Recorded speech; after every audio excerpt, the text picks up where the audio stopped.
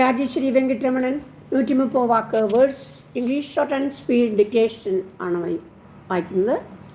ഓരോ ഡിക്റ്റേഷനും 3-4 പ്രാവശ്യം ഞങ്ങൾ പ്രാക്ടീസ് ചെയ്യണം. എന്നാൽ മാത്രമേ SSC KGT lower higher and high speed വളരെ വേഗത്തിൽ എഴുതുവാൻ സാധിക്കുന്നതാണ്. Mister speaker, at so late an hour of the night, I am sure you will do me the justice to believe that I do not mean to go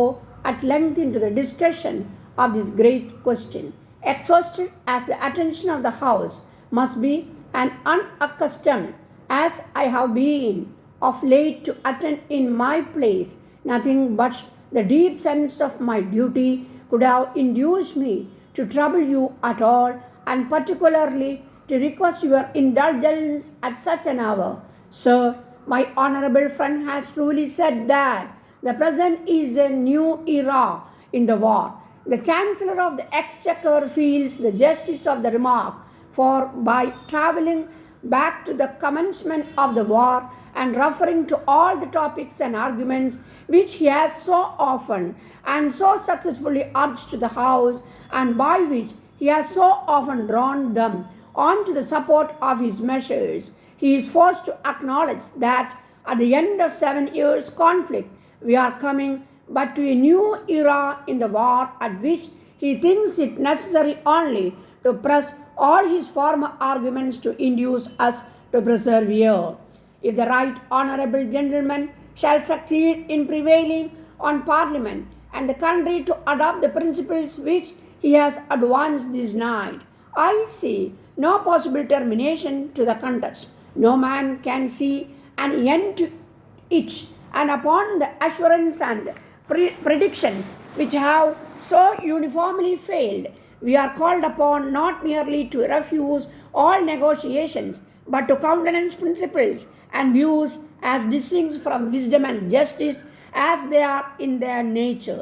I shall not follow him into all the details, though I do not agree with him in many of his assertions. I do not know what impression his narrative may make on other gentlemen, but I will tell him fairly and candidly, he has not convinced me.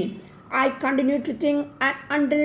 I see better grounds for changing my opinion that the right honourable gentleman has this right produced, I shall continue to think and to say plainly and explicitly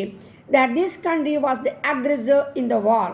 It will be vain for the right honourable gentleman to enter into long and plausible reasoning against the evidence of documents so clear, so decisive, so frequently and so thoroughly investigated. Now I would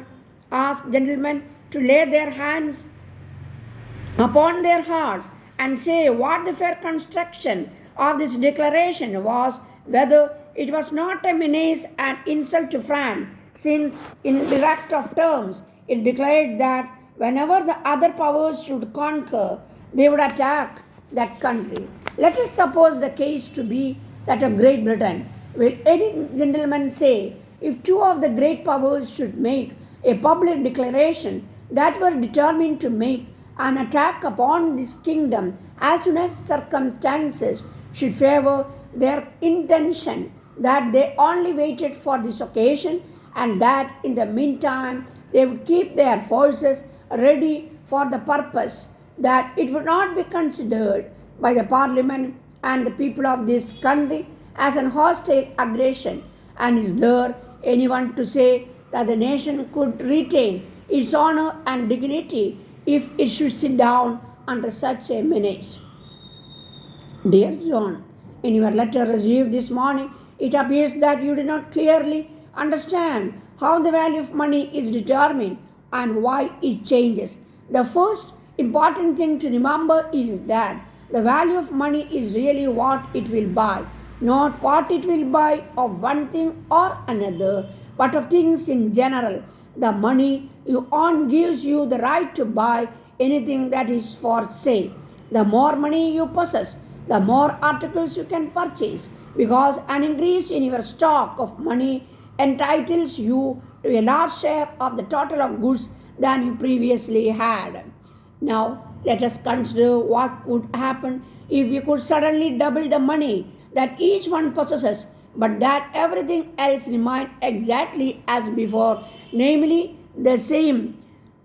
amount of goods in the shops and warehouses.